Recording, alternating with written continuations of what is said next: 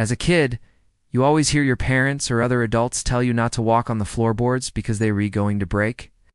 But when you're a kid, you just don't listen to these things, do you?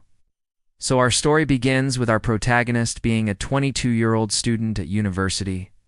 He's studying for a major exam the next day, so he decides to stay up all night and study in order to get the best grades possible. Of course, he just brushes it off as a coincidence and proceeds to take a seat at one of the desks and begins studying. For the first few minutes, everything is fine. But then, he starts hearing strange noises coming from directly under his feet. So he just shrugs and heads back to his desk to try to study some more. But the whispering starts again, and he can't take it anymore. He grabs a hammer from a nearby toolbox and smashes the floorboard, only for a voice to come from behind him and say, "What are you doing?" He tries to study, but the voices are now too loud to ignore.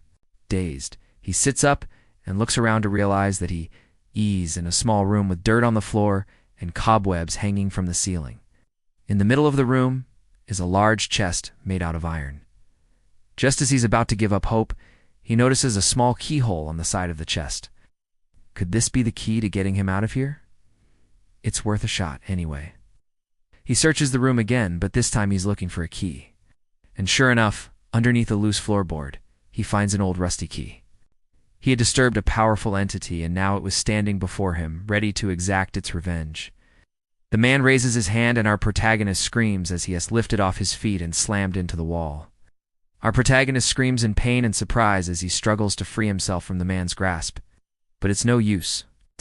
The man is too strong, and he feeds on our protagonist's life force until he passes out. They go about their daily routines, unaware of the danger that lurks in the old library. As the day wears on, more and more people enter the library, each one of them unwittingly feeding the man's power.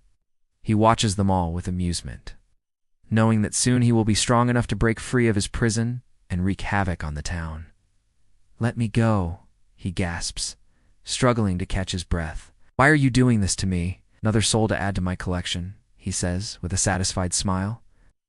Then he vanishes into thin air, leaving our protagonist lying dead on the floor. But all he can think of is the floorboards whispering to him. Did any of you enjoy this story? Let me know in the comments. The man is free.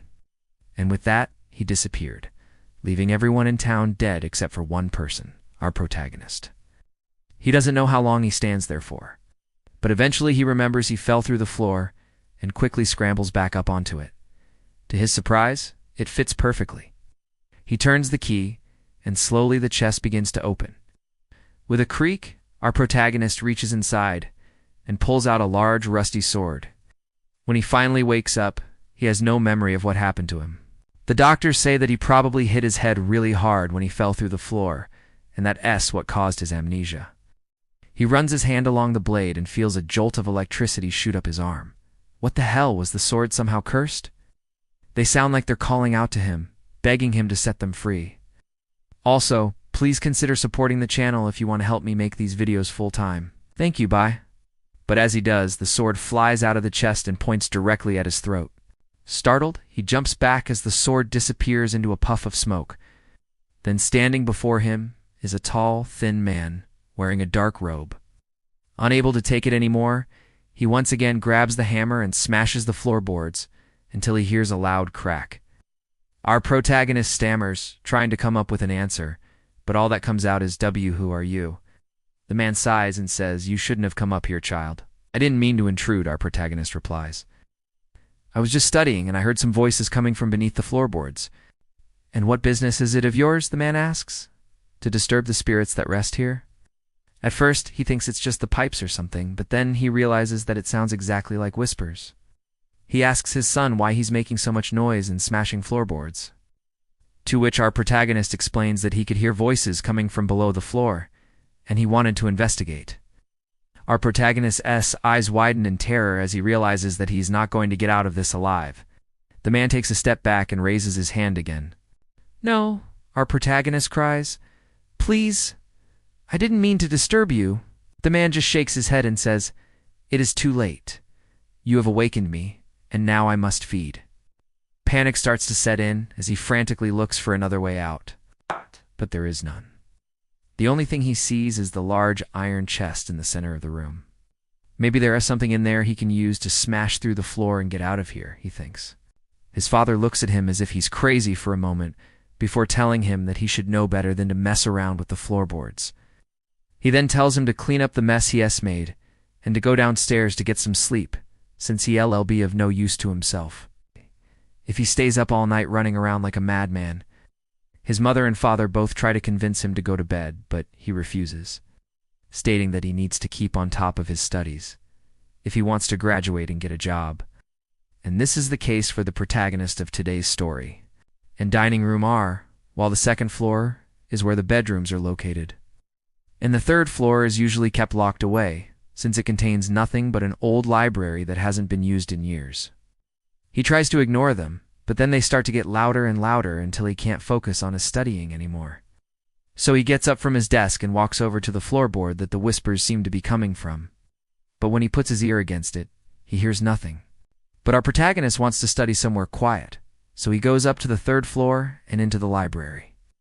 Now, though, as an adult, he wishes he had listened to what his father had told him all those years ago. I'm your host, and I want to tell you the story that was sent in by a user about a man who learns the hard way what it means to listen to his elders. Now, there are 3 floors to their house, with the ground floor being where the kitchen, living room. The first thing he notices, however, is that the door to the library is slightly open, even though he knows his family never opens it.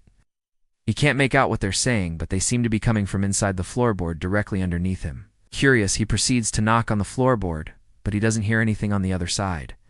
He jumps in surprise and turns around to see his father standing behind him with a very angry expression on his face. Our protagonist obeys, but as soon as he's out of sight, he goes back upstairs to the library. Then suddenly, the floor gives way, and he falls through it, landing with a loud thump on a wooden surface.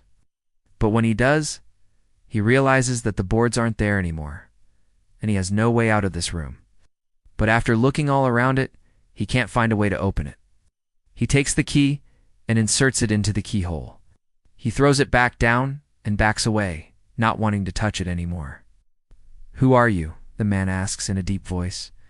Our protagonist swallows hard, suddenly realizing the gravity of his actions. The man leans close to him and whispers, "You have trespassed on sacred ground, and now you shall pay the price."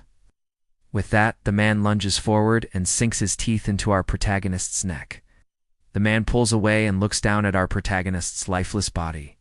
As the sun rises, the townspeople begin to stir. One by one, the townspeople are taken, and soon there is no one left. That's because he was brought to the hospital with severe injuries and put in a coma. His parents are overjoyed to see him awake, and they ask him if he remembers anything about what happened to him. If you want to hear another horror story, then check out the playlist in the description or click the link on screen now.